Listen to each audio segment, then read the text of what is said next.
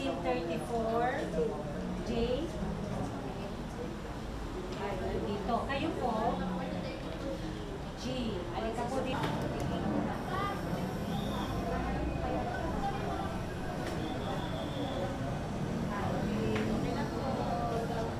Check. Oo. Ito.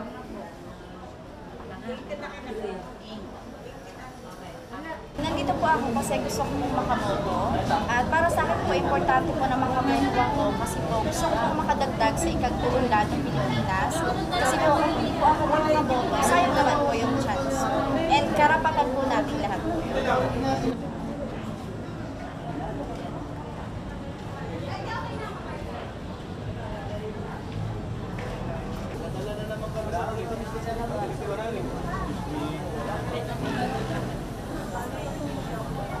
Karapatan to ng bawat pamamayang Pilipino na bumoto.